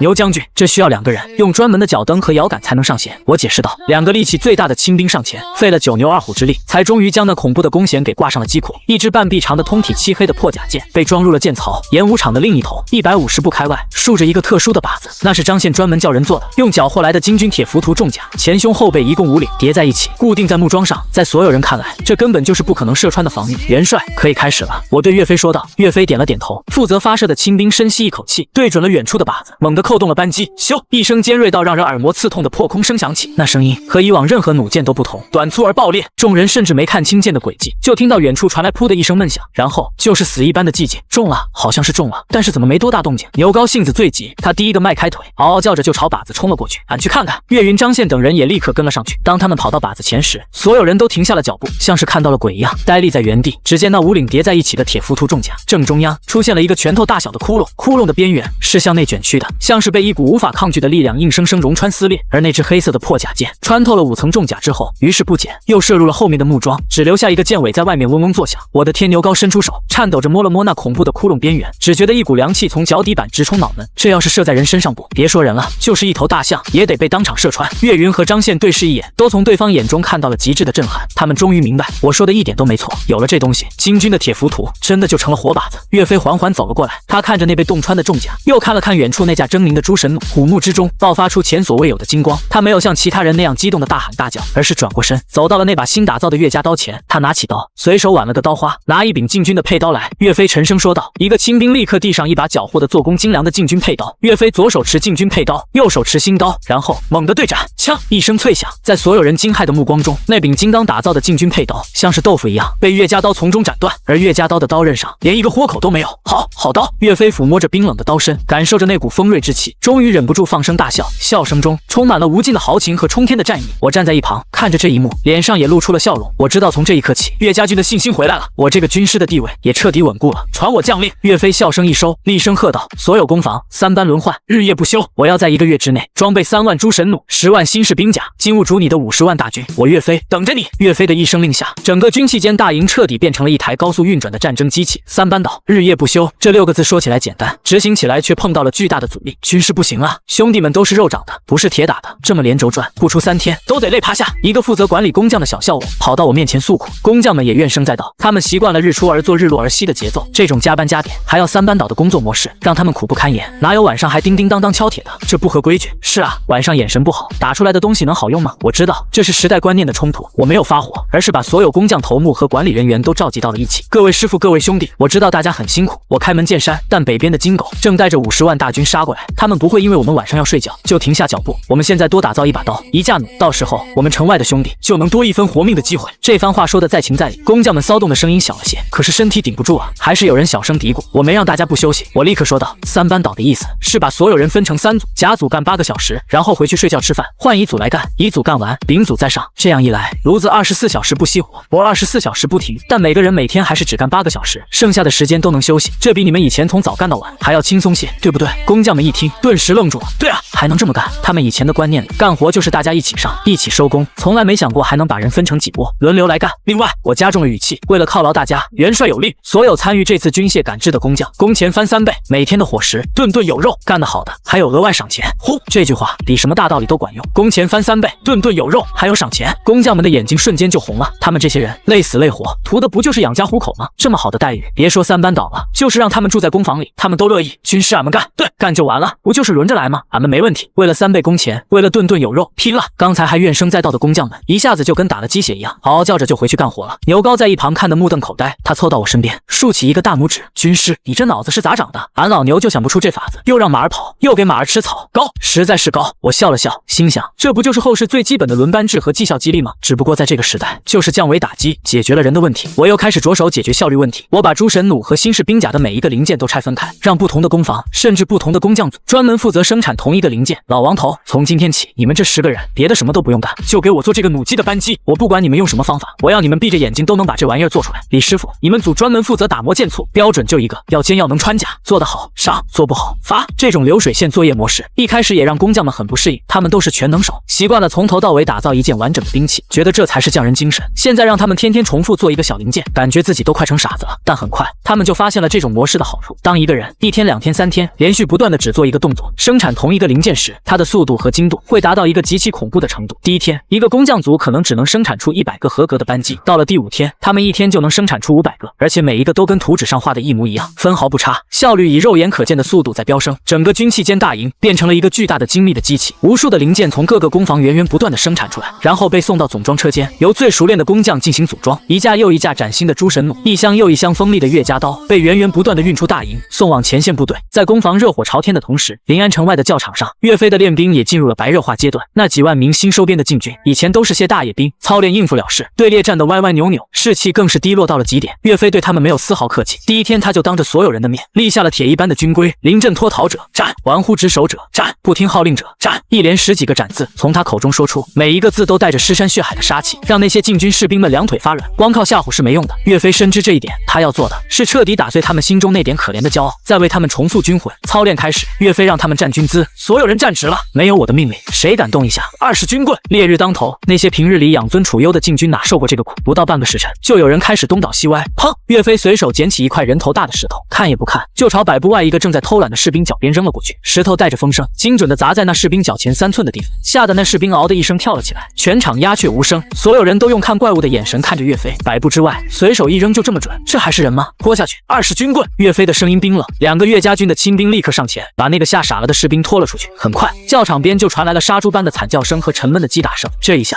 再也没人敢偷懒了。站完军姿是负重越野，岳飞让他们每个人背着30斤的装备，跑20里路。很多人跑到一半就瘫在地上，死活不肯起来了。岳飞没有骂他们，他只是自己也背上了一套装备，然后在所有人面前以一个他们无法理解的速度跑完了全程。当他气定神闲地回到起点时，那些跑得最快的岳家军老兵才刚刚跑了一半。这一下，所有进们都服了，打也打不过，跑也跑不过，人家元帅自己都做到了，他们还有什么脸偷懒？接下来的日子里，岳飞用他那非人的体能和力量，一次又一次地刷新着这些禁军士兵的三观。他能一拳打穿3层叠在一起的牛皮甲，他能单手举起300斤的石锁，跟玩似的。他能在500步外用弓箭射中迎风飘荡的柳条。渐渐的，那些禁军士兵看岳飞的眼神从畏惧变成了敬畏，最后变成了狂热的崇拜。在他们眼里，岳飞已经不是凡人，而是下凡的天神，是战无不胜的军神。跟着这样的元帅打仗，还有什么好怕的？一股前所未有的凝聚力和高昂的士气，在这支新生的岳家军中迅速形成。而我在忙完攻防的事情后，也开始了他的下一步计划。我把目光投向了那些被岳飞的铁腕手段暂时压制住的南宋朝堂上的旧臣们。临安城一座幽静的府邸内，几个身穿绯色官袍的朝臣正聚在一起，一个个愁眉苦脸，唉声叹气。为首的是吏部侍郎张俊，他算是朝中除了秦桧一党外资历最老的大臣之一了。诸位都说说吧，眼下这局面该如何是好？张俊端起茶杯，却根本没有喝的心情，还能如何是好？一个姓李的御史台官员丧着脸说道：“那岳飞现在大权在握，把官家软禁在宫里，跟个傀儡似的，咱们这些做臣子的说话还有谁听？”是啊，他倒行逆施，杀了秦相公不说，还把临安城搞得鸡飞狗跳，日夜赶制那些所谓的神兵利器，这不是明摆着要跟金国大军硬碰硬吗？他疯了不成？他疯了，可不能拉着我们，拉着整个大宋一起陪葬啊！另一个官员激动地站了起来：“50万大军，金兀术的50万大军啊！临安城才多少兵？就算他岳飞是天神下凡，能挡得住吗？”这番话说到了所有人的心坎里，在他们看来，岳飞现在的所作所为就是螳臂当车，自寻死路。他们不怕岳飞，他们怕的是城外的金军。一旦城破，他们这些高官显贵必然是第一个被清算的对象，家产被抄没，妻女被凌辱，那种下场，他们想一想都觉得不寒而栗。张侍郎，您是咱们的主心骨，您给出个主意吧。众人纷纷看向张俊，张俊沉吟了半晌，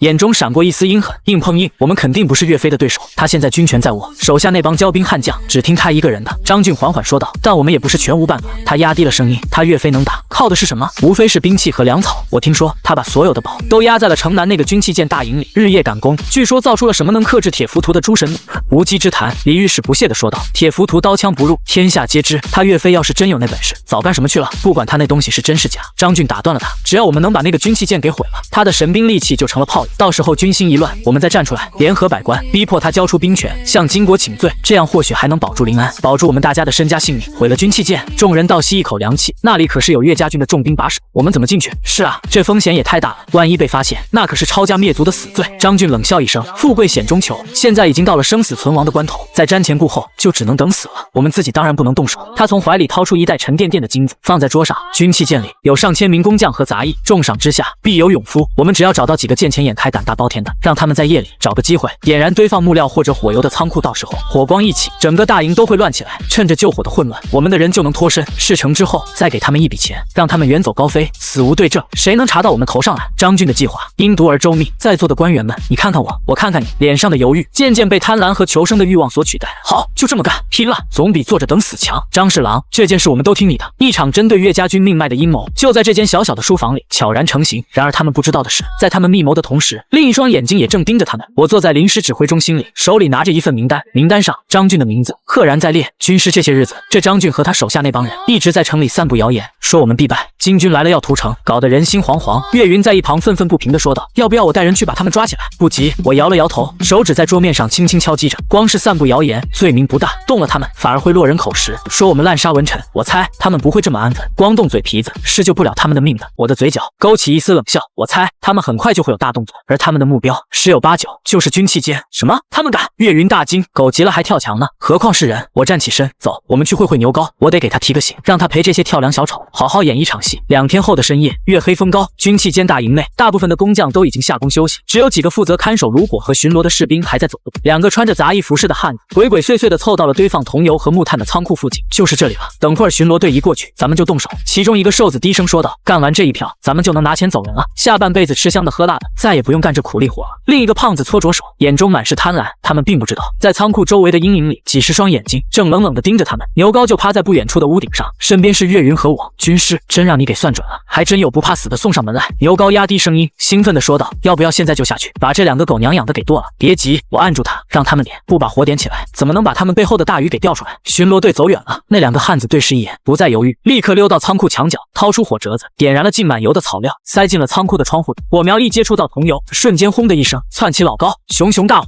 迅速吞噬了整个仓库，火光冲天，将半个夜空都映得通。走水了，走水了！2个纵火犯刚想转身开溜，就看到大营里突然亮起了无数的火把，四面八方都传来了呐喊声和脚步声。上百名手持兵刃的岳家军士兵从黑暗中冲了出来，将他们团团围住。为首的正是牛皋。跑啊，往哪跑？牛皋拎着大斧，像一座铁塔挡在他们面前，脸上全是戏谑的冷笑。2个汉子腿一软，当场就瘫在了地上，屎尿齐流。大火很快就被扑灭了，因为我早有准备，仓库里放的大部分都是些不值钱的废木料，真正的桐油和木炭早就被转移走了。审讯就在火场边进行，面对牛皋那砂锅大的拳头，2个纵火犯连1刻钟都没撑住，就把背后指使他们的人一五一十的全招了。主谋正是吏部侍郎张俊。好啊，原来是这帮吃里扒外的狗官！牛皋气得哇哇大叫：“元帅，军师，俺现在就带人去抄了他们的家！”岳飞的脸色也阴沉的可怕，他最恨的就是这种在背后捅刀子的自己人。不必了，我却拦住了他。他走到那2个瘫软如泥的纵火犯面前，从怀里掏出2锭金子，扔在他们面前：“这是你们的赏钱。”2人愣住了，牛皋和岳云也愣住了。军师，你这是？我没理他们，只是对那2人说道：“你们现在拿着钱，立刻去张俊府上，告诉他事办砸了，你们侥幸逃了出来，找他要剩下的尾款，然后远走高飞。”那2人看着地上的金子，又看了看我，脑子完全转不过弯来。我笑了笑，声音却冷得像冰：“你们只有这一次机会，要么按我说的做，拿钱走人，要么我现在就把你们剁了喂狗，选一个吧。”求生的本能让他们做出了唯一的选择，他们抓起金子，连滚带爬的就朝张俊府的方向跑去。军师，你这是放虎归山啊！牛皋急了。不，我看着他们消失的背影，淡淡的说道：“我这是人赃并获。”半个时辰后，张俊府，当张俊看到那2个本该远走高飞的纵火犯鼻青脸肿的出现在自己面前，还伸手向他要尾款时，他的心瞬间沉到了谷底。他知道自己完了。来人，给我把这2个刺客拿下！张俊色厉内荏的大吼，想杀人灭口。然而没等他的家丁动手，噗，府邸的大门被人从外面一脚踹开。岳飞手持长枪，一马当先，身后跟着杀气腾腾的岳云牛皋，以及数百名甲胄鲜明的岳家军士兵。张侍郎，这么晚了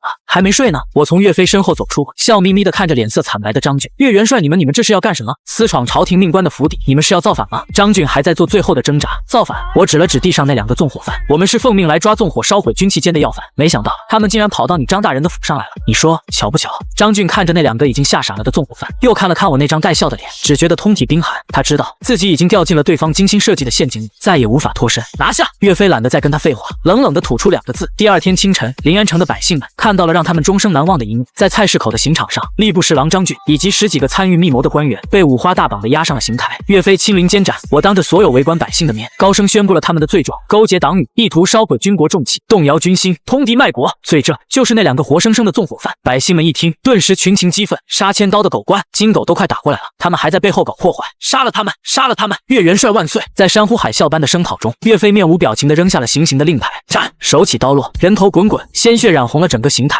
这场毫不留情的公开处决，像一把最锋利的刀，彻底斩断了朝堂中所有不和谐的声音。所有人都看明白了，现在的临安城是岳飞说了算，顺我者昌，逆我者亡。铁腕斩杀了张俊一党，整个临安城的政治空气为之一清。那些原本还在观望甚至心怀鬼胎的南宋旧臣们彻底老实了，他们现在只有一个念头，抱紧岳飞的大腿。一时间，各种歌功颂德的奏章雪片般的飞向岳飞的临时指挥中心，原本空荡荡的国库也被这些识时务的官员们主动捐献的爱国钱粮给填满了。我看着这番景象，心中只有冷笑。我知道这些人靠不住，他们今天能因为恐惧而臣服，明天就能因为利益而出卖。真正的依靠只有自己手中这支越来越强大的军队。时间就在这种紧张而高效的备战中一天天过去。1个月后，北方的军情如同雪崩般传来，报元帅，金军前锋由大将韩常率领，约5万人，已渡过淮河，正向泸州杀来。报金军左翼由大将完颜撒离赫率领，约15万人，已攻破寿州，兵锋直指长江北岸的河州。报金兀术亲率中军主力，号称30万，龙旗金鼓，遮天蔽日，已抵达开封府。5日将沿运河南下，一道道加急军报被快马送入临安。战争的阴云终于化作了狂风暴雨，扑面而来。指挥中心内气氛凝重到了极点，巨大的沙盘上代表着金军的黑色小旗，从北向南形成了一个巨大的前行攻势，黑压压的一片，光是看着就让人喘不过气来。这金兀术是真下血本了。牛皋看着沙盘，狠狠的一拳砸在桌子上，兵分3路，这是想一口把我们给吞了。元帅，金军来势汹汹，我军兵力不足，不宜分兵抵挡。末将以为我们应该收缩兵力，固守长江天险，依托水军优势，在采石矶、瓜州渡等要地与敌决战。张宪提出了一个稳妥的防守反击策略，这确实是南宋朝廷以往应对金军南下的标准战术。长江是他们赖以生存的最后一道屏障。不行！岳云立刻反驳道：“固守长江，那江北的大片土地和百姓怎么办？就这么拱手让给金狗？我们岳家军从来没有不战而退的道理。爹，我们应该主动出击，在淮南一带迎头痛击他们。”岳云的提议代表了军中大部分少壮派将领的想法，他们装备了神兵利器，士气高昂，正渴望着一场大胜来证明自己。一时间，指挥中心里分成了主守和主战2派，争论不休。所有人的目光最后都集中到了岳飞和我身上。岳飞没有立刻表态，他看着沙盘，眉头紧锁。他知道张宪的建议最稳妥，风险最小，但他也知道，一旦选择固守，就意味着放弃了淮南的百姓，这与他还我河山的毕生信念相悖。可要是主动出击，以10万对50万，一旦在野战中被金军主力缠住，后果不堪设想，这是一个两难的抉择。他转头看向我，军师，你的看法呢？我一直没有说话，我只是静静地看着沙盘，脑子里飞速地运转着。我知道历史上的顺昌之战，刘乙就是以区2万兵马坚守顺昌城，大破金兀术的10万大军，创造了一个奇迹。但现在的情况不同，金兀术是倾国而来，兵力决心都远非历史上那次可比，而且他们岳家军的目标不是守住一座城，而是要彻底打垮金军，为北伐奠定基础。所以单纯的防守或是单纯的出击都不可取。元帅，各位将军，我终于开口了，守要守，战也要战，但我认为战场不应该由金兀术来选，而应该由我们来选。我拿起一根长杆，指向了沙盘上淮河与长江之间的一个地方，这里八公山。八公山，众人都是一愣，这个地方他们当然知道，草木皆兵的典故就发生在这里。此地地形复杂，山峦起伏，确实不利于大规模骑兵的展开。金兀术兵分3路，看似气势汹汹，实则犯了兵家大忌分兵。我分析到，3路大军之间相隔百里，信息传递不畅，难以协同作战，这就给了我们各个击破的机会。我的计划是，我们以主力部队秘密北上，在八公山一带设下埋伏，同时派出一支偏师，携带大量的诸神弩，扼守长江采石矶要道，摆出死守长江的架势。金兀术的中军必然会沿着运河南下，直取扬州，然后从瓜州渡过江。而他派去攻打河州的撒离赫，就是为了替他扫清侧翼，保护他的补给线。他最担心的就是我们从泸州方向侧击他的后路。我的长杆在沙盘上移动着，所以当韩常的前锋攻打泸州时，我们不仅不救，还要故意示弱，让泸州守军象征性的抵抗后就向后撤退。这样一来，韩常必然会以为我们怕了，从而长驱直入，追击我军。而我们要做的就是把他这5万前锋引到八公山的包围圈里，以元帅您的神威，加上我们3万诸神弩的威力，在八公山这种狭窄的地形里，全歼韩常的5万大军，易如反掌。我说到这里停了下来，看着众人，将领们一个个都听得入了神，仿佛已经看到了金军前锋在山谷中被万箭穿心、人仰马翻的场景。好计策！牛皋一拍大腿，先敲掉他一个爪牙，断他一根手指头，看他还怎么嚣张。可是张宪提出了疑问，金兀术和撒离赫都不是傻子，一旦韩常部被歼灭，他们必然会警觉，到时候合兵一处，我们再想找机会就难了。没错，我点了点头。所以我们的行动一定要快，快到金兀术根本来不及反应。全歼韩常之后，我们不做停留，立刻挥师东进，直扑河州。撒离赫的15万大军虽然人多，但战线拉得太长，而且他绝对想不到，我们赶在歼灭韩常后，立刻就去找他。我们可以效仿元帅当年的郾城大捷，用重甲步兵结阵，配合诸神弩，正面击溃他。只要撒离赫一败，金兀术南下的那条运河补给线就彻底暴露在了我们的兵锋之下。到时候他那30万大军就是无源之水，无根之木，是战是退，主动权就完全掌握在了我们手里。我的声音在安静的指挥中心里回荡，这是一个无比大胆，甚至可以说是疯狂的计划。以10万兵力，在短短半个月内连续挑战金军的2路大军，总兵力是自己的2倍。这中间但凡有一个环节出了差错，就是全军覆没的下场。所有将领都屏住了呼吸，看着岳飞，等待着他的最终决断。岳飞的目光在沙盘上那几个关键的地点来回移动，脑海中无数的战局变化在飞速推演。许久，他缓缓抬起头，眼中爆发出骇人的神采。就按军师说的办，传我将令。岳飞的声音如同惊雷，响彻大厅。牛皋、岳云听令，命你2人率领3万精兵即刻出发，星夜兼程赶赴八公山，埋伏待命。张宪听令，命你率领2万水陆军扼守采石矶、深沟高垒，做出死守的姿态，迷惑敌人。王贵、徐庆听令，命你2人率领2万兵马驻守泸州，诱敌深入。其余将士随我亲率中军主力作为总预备队，随时准备支援各路战场。此战关乎我大宋国运，关乎我华夏存亡。岳飞拔出腰间的佩剑，直指北方，只许胜不许败，末将遵命。山呼海令般的应答声震得屋顶上的瓦片都在簌簌作响。一场决定民族命运的惊天豪赌就此拉开序幕。命令一下，整个临安城这台庞大的战争机器再次全力开动。一队队身穿崭新铠甲、手持锋利兵刃的岳家军士兵从军营中开拔，汇集成一股股钢铁洪流，向着城门的方向集结。城西的军械库更是忙得人仰马翻，城乡的诸神弩和配套的破甲舰被装上一辆辆大车，由最精锐的士兵押运送往各个部队。临安城的百姓们站在街道两旁，默默地看着这一切，他们的脸上神情复杂，有担忧，有恐惧，但更多的是一种从未有过的期盼和希望。以往金军南下，朝廷不是割地就是赔款，要么就是皇帝带头南逃，他们这些平头百姓除了在异族的铁蹄下瑟瑟发抖，别无选择。但这一次不一样了，岳元帅回来了，他没有跑，也没有降，而是选择了正面迎战。岳元帅一定能打赢的。人群中，一个卖炊饼的壮汉挥舞着拳头，高声喊道：“他就是当初看到穿云箭信号第一个响应的岳家军老兵。如今他因为腿上有旧伤，没有被编入出征的队伍，留在了后方。对，岳元帅是天神下凡，一定能把金狗打得屁滚尿流。我儿子就在队伍里，他跟我说，他们现在用的刀能一下砍断2根铁棍，用的弩能射穿铁甲。真的假的？当然是真的，我儿子还能骗我？他说有岳元帅在，有林军师在，这一仗我们赢定了。”百姓们的议论声汇聚成一股暖流，我骑在马上，跟在岳飞身侧，听着这些话，心中百感交集。这就是民心，这就是我来到这个时代想要守护的东西。我看了一眼身边的岳飞，岳飞一身亮银色的全新铠甲，骑在一匹神骏的白马之上，经过 U 型病毒的改造，他身上的气势比以往任何时候都要强大。他只是静静地坐在那里，就如同一座不可撼动的山岳，让周围所有的士兵都感到无比的安心。元帅，紧张吗？我笑着问了一句。岳飞转过头看了我一眼，那双燃烧着血焰的眸子此刻却异常平静。以前每一次出征我都会紧张。岳飞的声音很沉稳，我怕自己指挥失误，让兄弟们白白送了性命，我怕自己打赢了却得不到朝廷的支持，所有的牺牲都化为乌有。他顿了顿，目光望向北方，仿佛穿透了时空。但这一次我不紧张，因为我知道我们为何而战，也知道我们身后站着谁。他没有说下去，但我明白他的意思。以前他为赵构而战，为那个猜忌他、防备他的赵家江山而战，他束手束脚，有太多的顾虑。现在他为自己而战，为身后的万千百姓而战，为这个民族的未来而战。他已经再无枷锁。电林军师岳云骑着马从前面赶了过来，脸上是抑制不住的兴奋。牛皋叔已经带着前锋出发了，他让我跟您说，他保证把韩常那小子连人带骨头都埋在八公山，告诉他别光说大话。岳飞嘴角难得的露出了一丝笑意，让他严格按照军师的计划行事，不可冒进。是，岳云大声应道，又兴冲冲的打马去了。看着岳云充满活力的背影，我心中也是一阵感慨。在原本的历史上，这个意气风发的少年将军，此时本该和他的父亲一起在阴暗的牢房里等待着悲惨的结局，而现在他将奔赴战场，去建立属于自己的功勋，改变历史的感觉原来是这么好。大军缓缓开出临安城门，城楼上那些留守的南宋旧臣们一个个伸长了脖子，看着那延绵数里的钢铁洪流，心中五味杂陈。他们中的大部分人还是觉得岳飞此举太过冒险，是在以卵击石。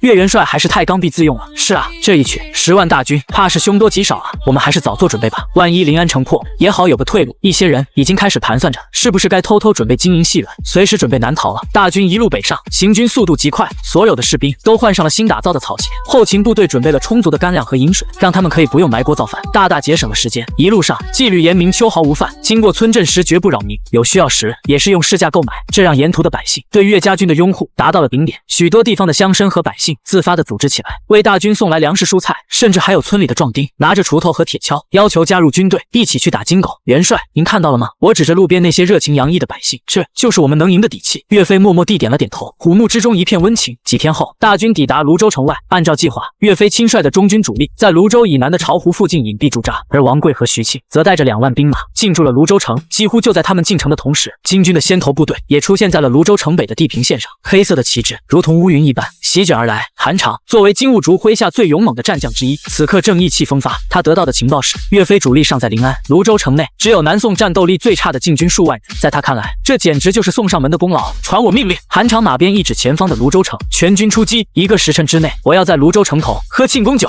苍凉的号角声响起，数万金军如同开闸的洪水，向着泸州城发起了猛烈的攻击。一场精心策划的诱敌之战正式打响。泸州城头，王贵手按城墙，看着下方如同潮水般涌来的金军，脸色有有些发白。徐庆，你说军师这计策到底靠不靠谱啊？他有些没底的问身边的副将徐庆。王贵和徐庆都是岳家军的老将，但性格相对保守，让他们正面冲杀，他们眼都不眨；但让他们演戏，还要故意打输，这心里就七上八下的。元帅和军师的命令，我们执行就是了。徐庆相对沉稳一些。再说了，军师不是说了吗？象征性的抵抗一下，打出我们岳家军的威风，然后再撤，不能让金狗觉得我们太好欺负，否则他们该不起疑心了。说的也是。王贵点了点头，深吸一口气，拔出腰间的佩刀，大吼一声：“弓箭手准备，给老子狠狠的打！”嗖嗖嗖，城头上箭如雨下，但这些箭矢都是普通的箭矢，而不是诸神弩射出的破甲箭，威力有限，对那些披着重甲的金军造成的伤害并不大。金军的攻城部队顶着稀疏的箭雨，迅速冲到了城下，云梯冲车，各种工程器械被推了上来。杀！金兵们呐喊着，开始顺着云梯向上攀爬。滚木、雷石，给我砸！王贵大声下令。城头上，宋军士兵们将早已准备好的滚木、雷石奋力向下推去，一时间，惨叫声、哀嚎声、兵器碰撞声响成一片。战斗从一开始就进入了白热化。韩长在后方的高坡上举着千里镜，观察着城头的战况，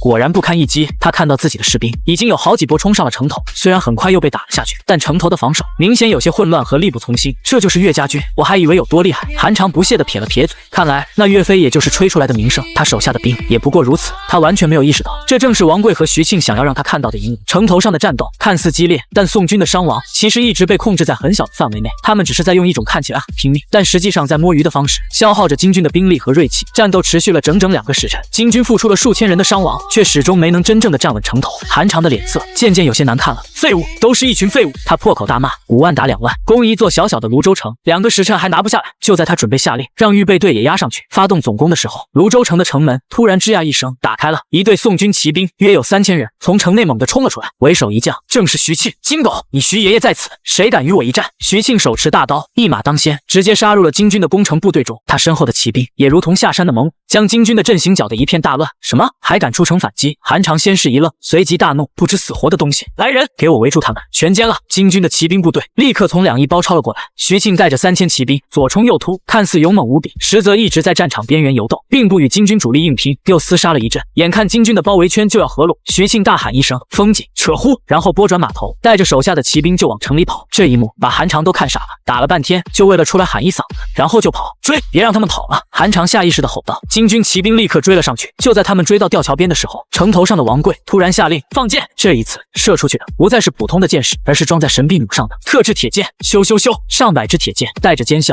覆盖了吊桥前方的区域，冲在最前面的几十个金军骑兵连人带马瞬间被射成了刺猬，惨叫着倒在地上。后面的金军骑兵吓得赶紧勒住马，不敢再追。趁着这个空档，徐庆带着人顺利地撤回了城内。哈哈哈，痛快！徐庆一进城就忍不住大笑起来。王贵也迎了上来，捶了他一拳：你小子演的还真像那么回事。那是，徐庆得意地说道。怎么样，金狗被咱们唬住了吧？我看差不多了。王贵点了点头。咱们的威风也耍够了，伤亡也惨重了，接下来就该跑路了。当天夜里3更时分，泸州城的南门悄悄地打开了。王贵和徐庆带着2万残兵败将，放弃了泸州城，向着南方连夜撤退。他们撤退的路上还故意丢弃了不少的旗帜兵甲，甚至还有一些伤员伪装出一副仓皇逃窜、兵败如山倒的假象。第二天一早，当韩长得知宋军已经弃城逃跑的消息时，他毫不犹豫地相信了。哈哈哈，我就说嘛，岳家军也不过如此。韩长得意地大笑，传我命令，全军入城休整1日，然后全速追击，务必要在他们逃回长江之前将他们全歼。在他看来，这2万岳家军已经是他的囊中之物，而他也即将立下南征的第一件大功。他做梦也想不到，在他前方不是仓皇逃窜的败军，而是一个由岳飞和我为他精心准备的巨大的死亡陷阱。与此同时，另一支小规模的战斗在长江北岸的河州附近也打响了。张宪率领的2万水陆军并没有死守在采石矶，而是派出了数千精锐，主动向正在围攻河州的萨利赫部发起了骚扰性的攻击。他们的任务不是为了击败敌人，而是为了亮肌肉。一支1000人左右的诸神弩部队被部署在了江边的一处高地上。当一支数千人的金军骑兵部队路过这片区域时，张宪果断下令放！咻咻咻咻咻，上千支黑色的破甲箭如同死神的镰刀，瞬间笼罩了那支金军骑兵。没有惨叫，没有挣扎，冲锋的骑兵阵列就像被一把无形的巨大利刃齐刷刷地削掉了一层。前排的上千名金军骑兵连人带马瞬间就被射成了血肉模糊的筛子，他们身上那引以为傲的铠甲在诸神弩面前脆弱的就像一层纸。后面的金军骑兵被这地狱般的一幕吓得肝胆俱裂，他们看到了什么？宋军的弩箭竟然能在300步开外就轻易地射穿他们的铠甲，这是什么怪物？撤，快撤！金军将领发出惊恐的尖叫，他们再也顾不上什么军令，拨转马头，疯了一样向后逃窜。张宪的部队并没有追击，他们只是打了这一轮，就迅速的收拾好装备，撤回了江边的船上，消失的无影无踪。但他们留给金军的震撼却是无与伦比的。当萨利赫看到那上千具被射穿的尸体，亲自检查了那些铠甲上恐怖的窟窿时，他的脸色变得前所未有的凝重。宋军什么时候有了这么厉害的武器？他喃喃自语，一种不祥的预感在他心中升起。他立刻派人将这个惊人的发现用最快的速度向金兀术的中军汇报。他提醒金兀术，宋军的战力已经今非昔比，让他们千万小心。然而他的这封救命信却因为韩长的冒进和岳家军的快速穿插，晚了整整2天才送到金兀术的手中。而这2天的时间已经足以决定一场战役的胜负。开封府，金军中军大营，金兀术坐在帅帐之内，心情极好。就在刚才，他接到了韩长派人送来的捷报，四太子韩长将军已于昨日攻克泸州，宋军2万，一触即溃，弃城难逃。韩将军正率领大军全力追击，定能将这股宋军全歼于长江以北。信使的声音充满了兴奋和喜悦。好啊！金兀术猛地一拍大腿，站起身来放声大笑。韩长果然没让本帅失望，这第一阵就打出了我大金的威风。帅帐内的其他金国将领也纷纷上前恭贺，恭喜四太子旗开得胜。那岳飞我看也不过是浪得虚名，他手下的兵跟以前的宋军没什么两样，都是些软脚虾。是啊，只要韩将军歼灭了这股败军，我军兵锋便可直指长江，到时候采石矶的宋军水师必然闻风丧胆，不敢接战。一片阿谀奉承之声中，金兀术更是得意非凡。在他看来，南宋的防线已经如同纸糊的一本，被他轻易的撕开了一个大口。岳飞不过是一个被神化了的凡人罢了，他现在龟缩在临安，恐怕正为如何防守长江而头疼吧。传我命令！金兀术意气风发的一挥手，中军主力加速南下，本帅要在10日之内兵临扬州城下，我要让赵构和岳飞看看谁才是这天下的主人。这众将齐声应和。就在这时，一个亲兵匆匆走了进来，神色有些慌张。报，四太子萨利赫将军派来的急使到了。萨利赫那边有什么消息？金兀术随口问道。在他看来，萨利赫那边15万大军围攻一个小小的河州，根本不可能出任何问题。那个信使被带了进来，他风尘仆仆，脸上还带着一丝惊魂未定。四太子，信使一见到金兀术就跪了下来，声音都在发颤。萨利赫将军让小的拼死前来禀报，宋军有古怪。金兀术的笑容收敛了，眉头微微皱起。什么古怪？宋军装备了一种极为恐怖的弩箭。信使咽了口唾沫，颤声说道：就在前日，我军一支骑兵队在江边巡逻时遭到宋军伏击，他们在300步开外只用了1轮齐射，就将我军上千名兄弟连人带马全部射穿。什么？金兀术的脸色瞬间变了。帅帐内刚才还一片欢声笑语，此刻却变得鸦雀无声。300步开外射穿重甲，一个金将忍不住失声问道：这不可能，什么样的弩能有这么大的威力？千真万确。信使急忙从怀里掏出一样东西，高高举起，这是从一位百夫长尸体上找到的箭头，他射穿了那位百夫长的双层重甲，还有他身下的战马。一个亲兵将那枚箭头呈了上来，金兀术接过来一看，瞳孔猛地一缩，那是一枚通体漆黑、造型奇特的箭头，入手极沉，材质是他从未见过的坚硬。最可怕的是，箭头的尖端还带着一丝诡异的，仿佛能撕裂一切的螺旋纹路。他能想象，当这东西高速旋转着射过来时，会是怎样一种恐怖的景象。萨利赫还说了什么？金兀术的声音变得无比阴沉。萨利赫将军说，宋军战力今非昔比，他怀疑这可能是岳飞的诡计。他请四太子您千万要小心谨慎，切勿冒进，最好等3路大军汇合之后再做打算。信使将萨利赫的话原封不动地转达，帅帐内的气氛一下子变得凝重起来。刚才还主张速战速攻的将领们，此刻都闭上了嘴。如果信使说的是真的，那这仗就得重新合计了。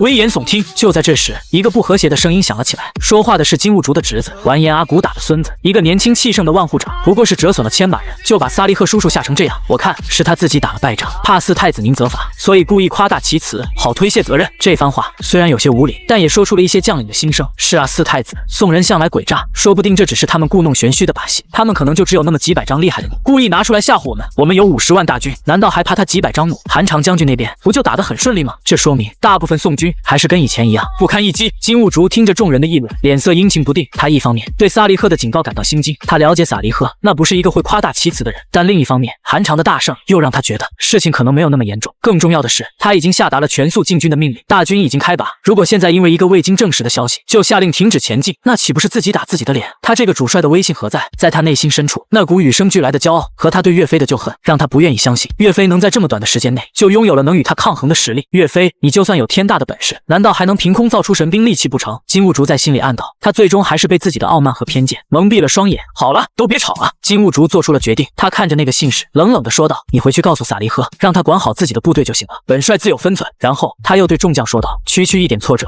动摇不了我大金的根基，全军继续前进，计划不变。可是四太子有老成持重的将领还想再劝，谁再敢言退，动摇军心，休怪本帅的军法无情。金兀术眼中杀机一闪，这一下再也没有人敢说话了。金兀术的决定就像一艘已经开足马力的巨轮，无法再停下。他以为自己正驶向胜利的彼然却不知道前方等待他的是足以将他彻底吞噬的惊涛骇浪。他派人给韩长传去了一道命令，让他追上宋军残部后务必全歼，不要恋战，然后迅速南下与主力会合。同时他也提醒了一下韩长，宋军可能有新式武器，让他小心。但这道提醒说的轻描淡写，并没有引起韩长足够的重视。在韩长看来，所谓的新式武器在一路溃败的败军面前根本不值一提。他带着5万大军紧紧地咬着王贵和徐庆的败军，一路向南追击，他们的目的地正是八公山。